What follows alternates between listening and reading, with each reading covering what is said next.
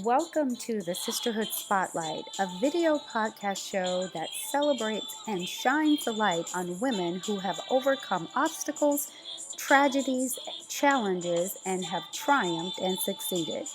You will hear the stories of amazing women who are entrepreneurs, community leaders, corporate professionals, and so many more.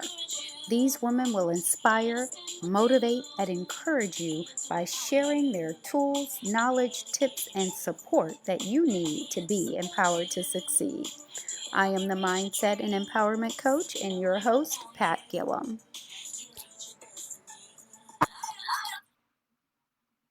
Welcome, welcome, welcome. Happy Saturday, everybody. You are in for a special treat today. I have my girlfriend, none other than my sister, Tracy Moore, is in the house. Tracy, welcome to the Sisterhood Spotlight. Thank you, and thank you for having me on this beautiful Saturday morning.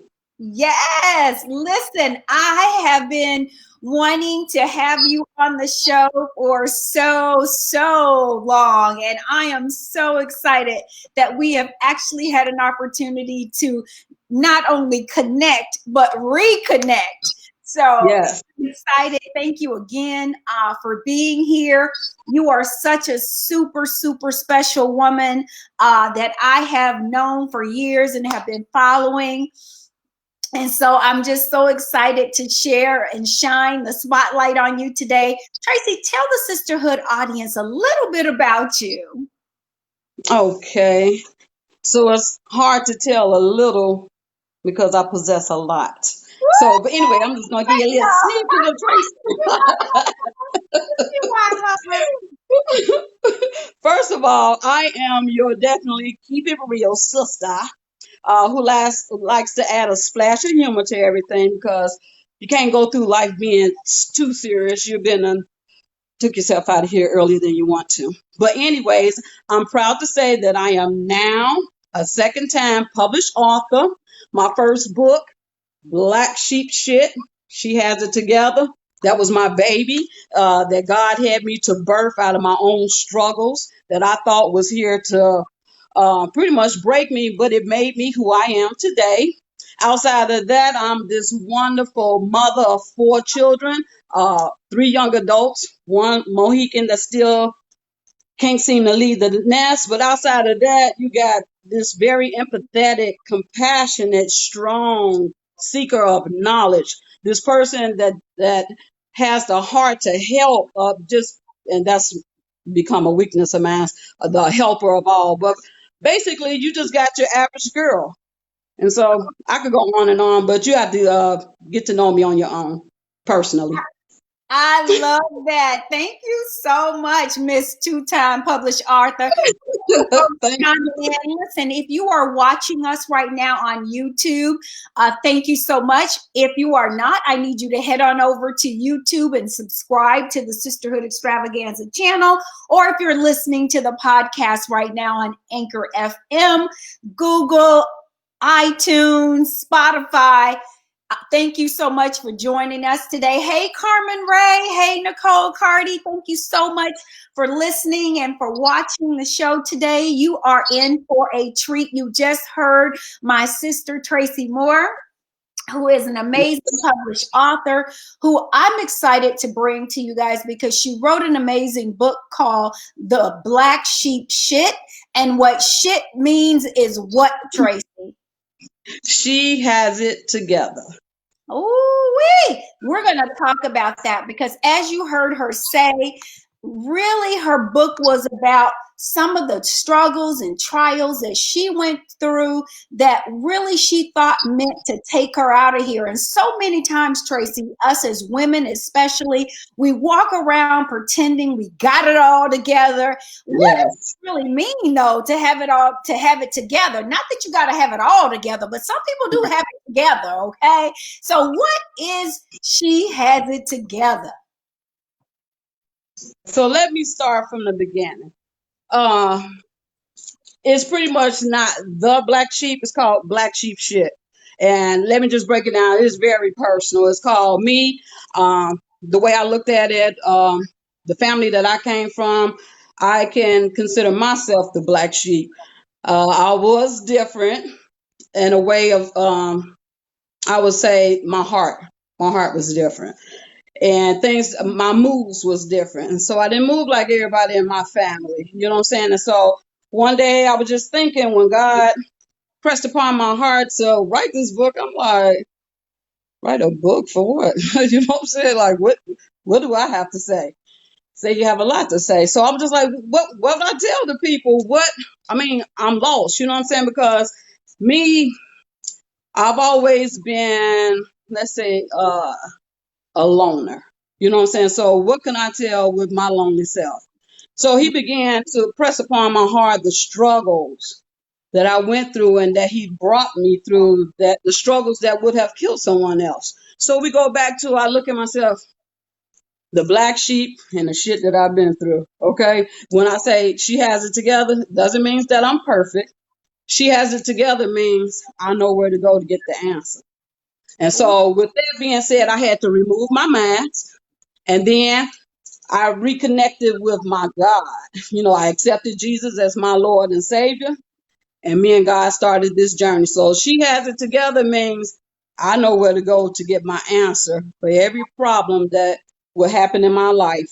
That means she has it together. Doesn't mean that she's perfect, but I have it all together where I know to go to the master for the answer to any issue that I may have in life. But it's a journey. And so I just invite you on this journey with me. You know, I share a little bit more stories about the struggles that I thought was made to break me, but it made me this strong black woman that I am today. So Tracy, let's talk about a little bit of those struggles. I mean, I was at your book release celebration and I've read the Mhm. book, but I really want you to share. Uh, and I was so proud of how transparent you were, and that's what I want people to hear today.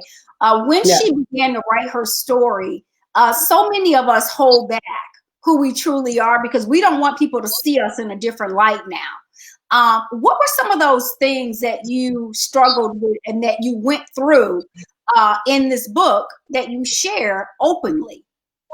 Okay. Made Well, you first, speak. okay. Well, first, the first struggle was having an identity crisis. I didn't know who I was. I allowed the world, people, family, friends, uh, to put labels on me. And so I was what they would call a jack of all trades, a master of none, the third wheel, whatever you may call. But when I began to walk with the Lord, he began to have me to lay down all of the lies that the world has told me, and I began to see my eyes through Christ, through God, the fearfully and wonderfully creation that he created from my mother's womb.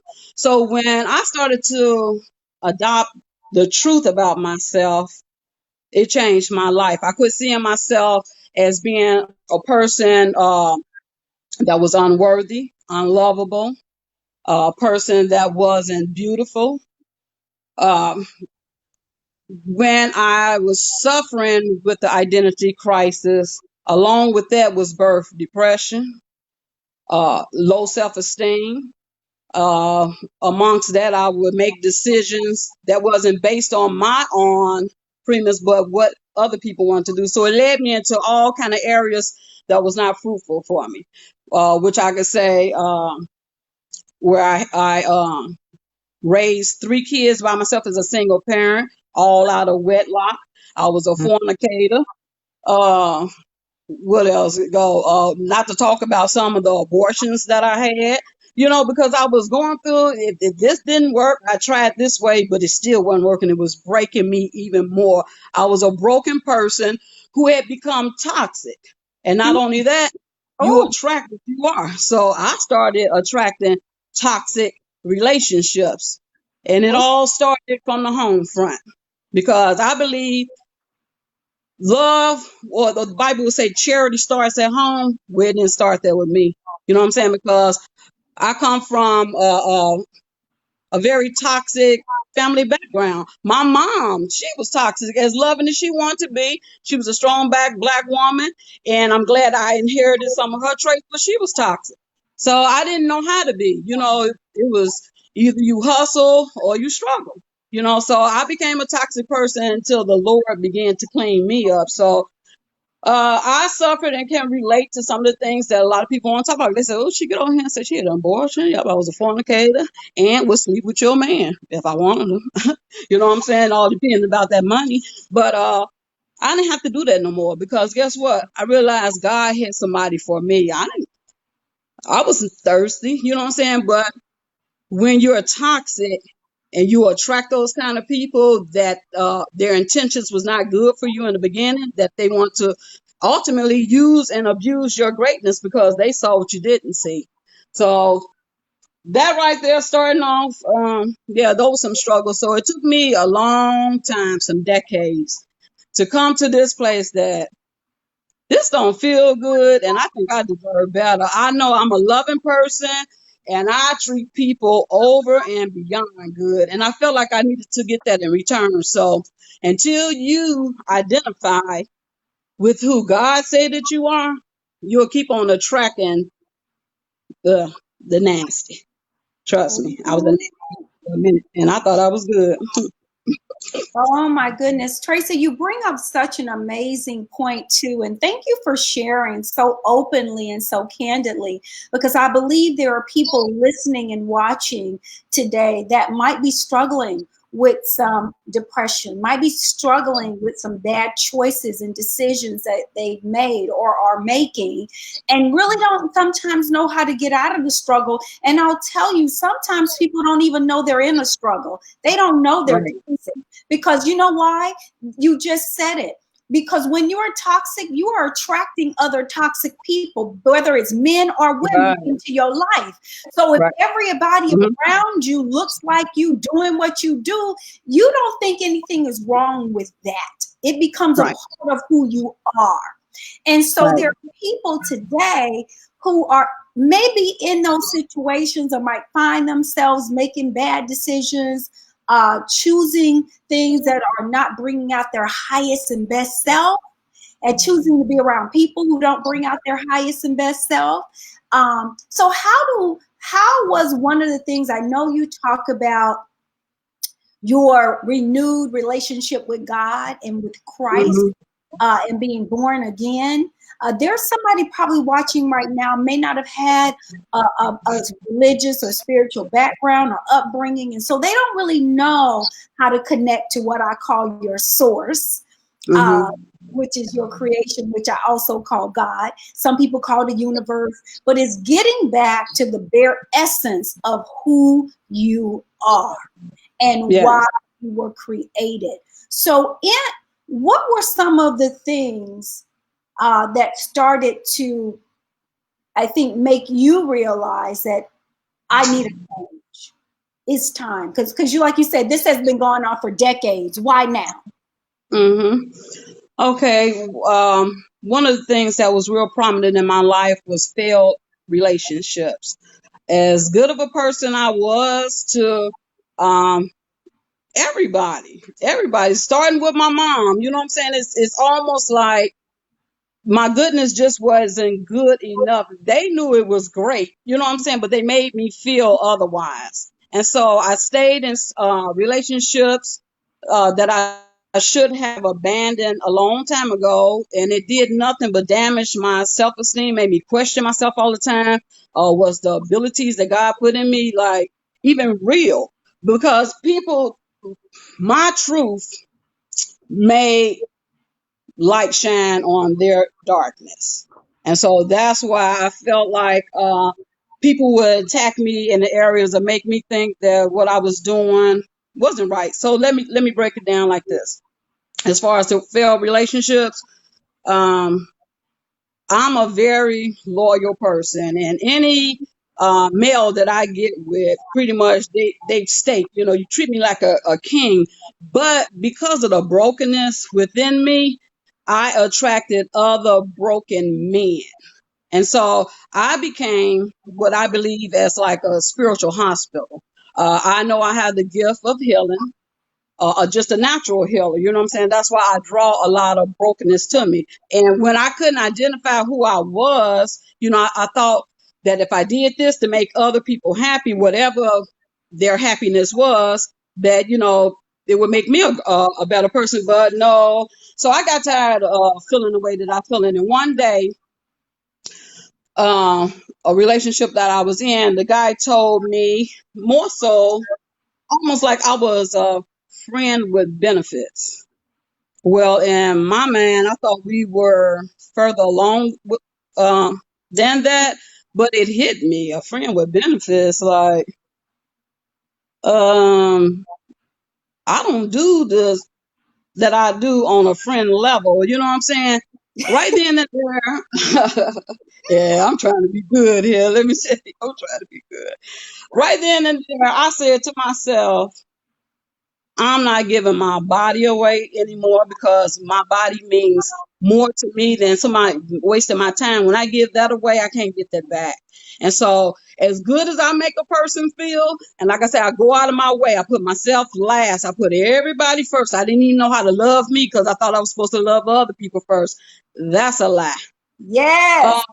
When I realized, like, I done gave you Negroes all my time, my resources and all this that I cannot get back, I was just like, if I'm going to go into my 50s living the same kind of life. So, no, I pulled back. I rededicated my life to God. And as I got into the word more and more, I began to see myself how God saw me. I am worthy. You know what I'm saying? That I am precious. I'm worthy of marriage and not just a boyfriend or the side chick title. I'm more than that. I'm more than that. But you got to not only just confess it, you got to believe it.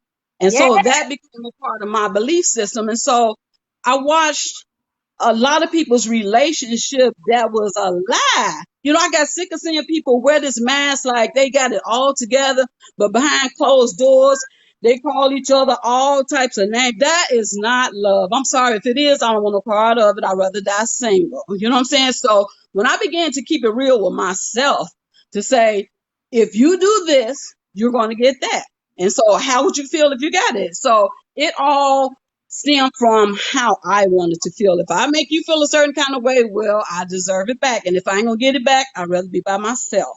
So when it comes down to it, I just adopted, if you keep it real, you'll get healed. And so that has healed me from a lot of unhealthy, especially these relationships that mirror one of like a narcissistic relationship, that unhealthy power and control. Nah, it wasn't for me anymore. So I began to receive the unconditional love of God. I never knew what love was like because people showed me false love. So I began to receive the truth, and the truth began to transform my life. I love that. Thank you so much. How important is it, Tracy, to fit in? I know you talked a little bit about that in your book. It's not important at all. Let me tell you something about the black sheep. They're amongst the white sheep, but they tend to fall back and go their own way. Yeah, I feel like fitting in wasn't for me. Um, I'm a very social person, a people's person. People are naturally drawn to me, so I don't have a problem making friends. However, I'm not a trendy person, and I'm comfortable with being in my own company. And so when you kind of fall back and don't have to be a part of the crowd all the time, you begin to see things. God have the you're in a position for God to speak to you more, and because He's called me to a position to do some things for Him, I can't follow the crowd, and so I quit the people pleasing. I'm like, if you're gonna like me, you're gonna like me. If you're gonna have a good opinion about me, you're gonna have it when I'm there, you're gonna have it when I'm not there.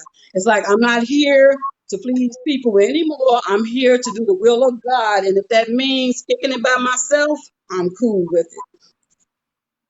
I love that because I know as so many people who suffer with self-esteem and suffer with the people pleasing, they think Mhm. it's really important to be at every event, to be at every party, to be at everything, because they don't find worthiness within themselves, because some people are just not happy being by themselves, so they have to surround themselves with other people a lot of times so that they can get the fix that they need.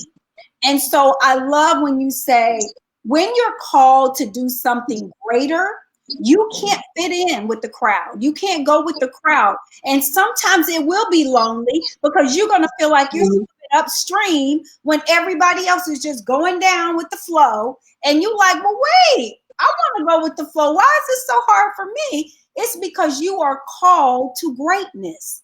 And so you figuring that out, I'm sure that God had to reveal some things to you in order for you to get to a place of healing, so that you were comfortable now with not being a people pleaser, with not wanting to fit in, with not going with the crowd. What were some of the things that God had to reveal to you, Tracy, that needed healing?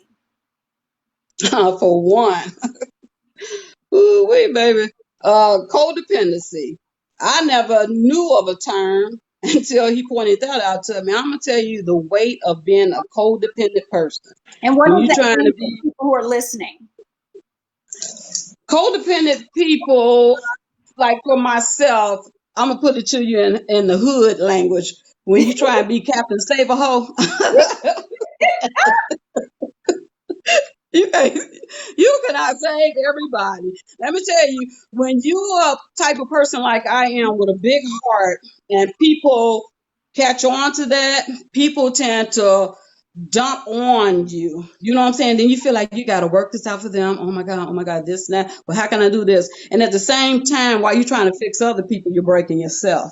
Ooh. I learned to let go and let God. I'm not trying to be nobody's God. That's a job that's too heavy for me, and I don't think my feet would ever fill them shoes. So if I could sum codependency out, let go and let God. Yes, I love that. That is so true.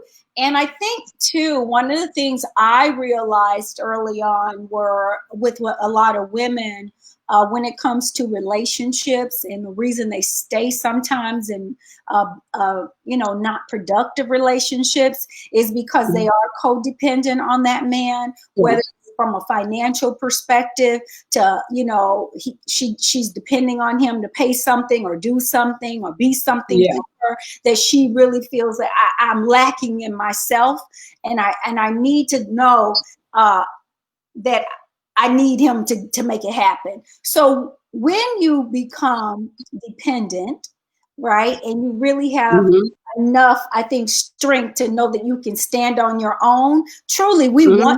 we want people in our lives, but we have to get Yes. to a place where we don't need them. Do you understand? Like, Right. need them, Healthy boundaries, yes. right, We have in to a develop way. healthy boundaries. Yes.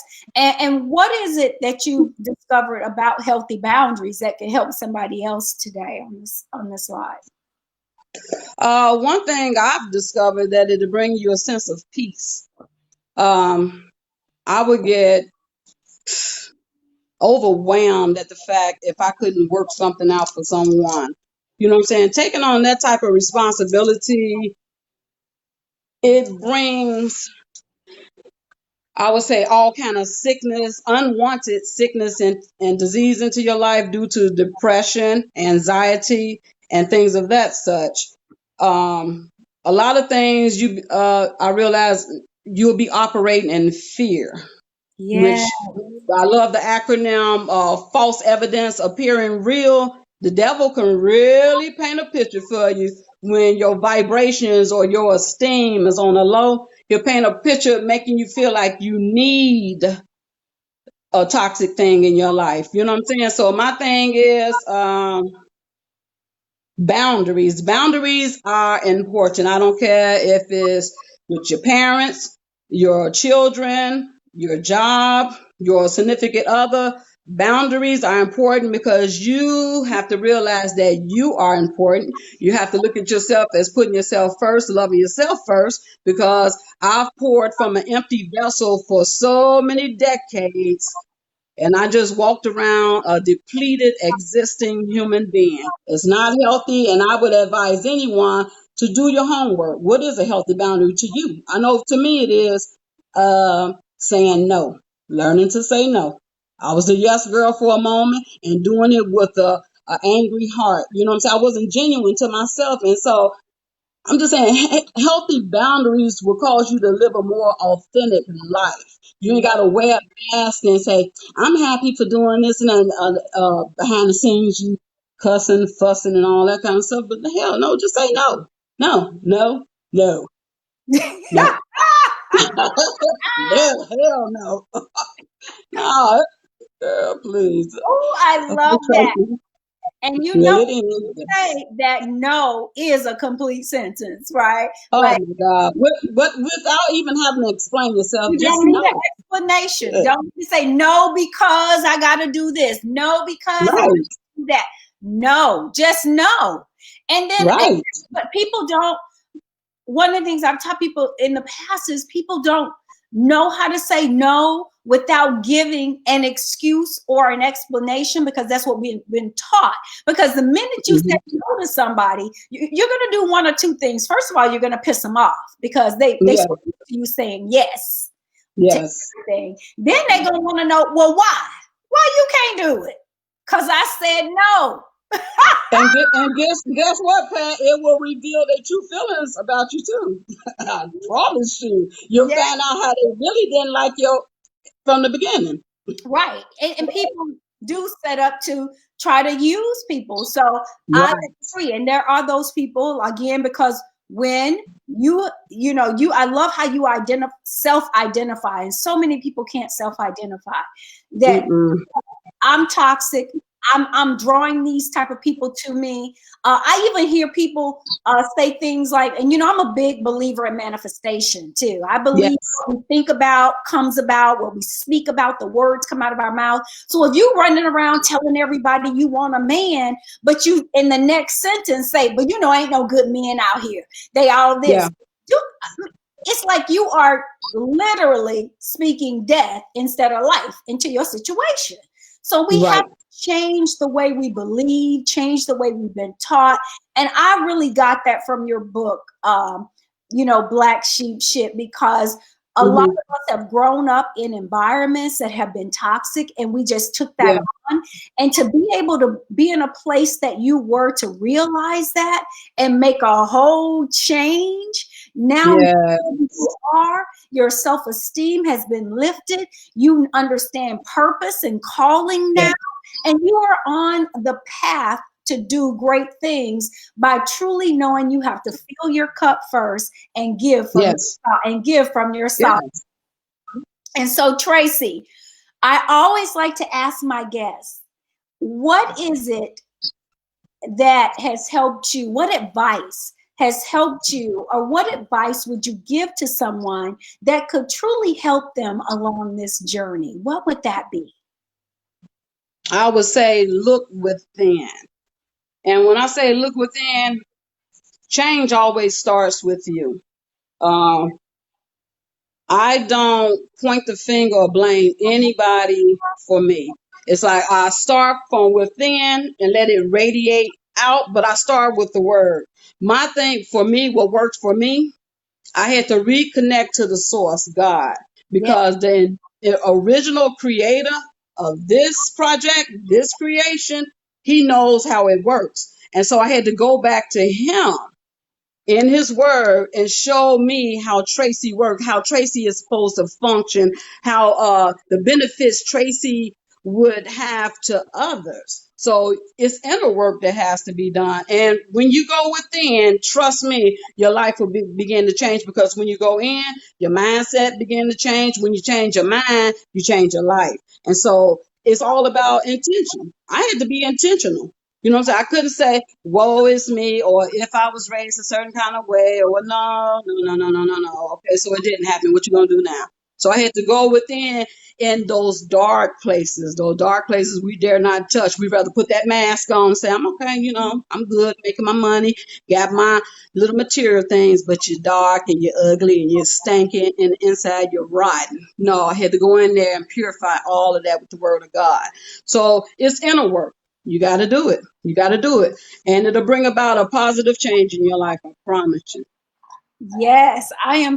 You are so right. So, Tracy, how can people get a hold of the Black Sheep Shit? She has it all Mm.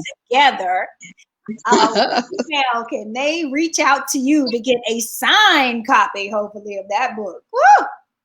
Yes, ma'am. So you can take my personal email address. I'm still being what I say, I'm still in transition. But you can reach me at T Moore, that's T as in Tracy, my last name Moore, Moore, 3920 at gmail.com. Or you can reach me via cell phone. I would prefer that you text 480-242-6479. Listen, I thank you so much, you guys. Her contact information is on the screen if you are watching us right now on YouTube or Facebook. And if you are listening to the podcast, it is tmore3920 at gmail.com. Tracy, thank you so much for showing up and allowing me to shine the spotlight on you today. I wish you much continued success with all of the amazing projects that I know God has in store for you. Thank you again for being here. Again, you guys go out and get a copy of that book today. Reach out to Tracy. The book again is called Black Sheep Shit. Shit meaning she has it together. Okay. Love you. Love your definition of, having it together doesn't mean you're perfect. It means I know where to go get my answers. Woo! Thank you so much for being here. Love you guys. Thank you so much for watching today. And thank you so much for listening. If you're listening to the Anchor FM, Spotify, Google, and iTunes. See you guys next time. Thank you, Tracy. Love you. Yes. Thank you. All right. Bye-bye.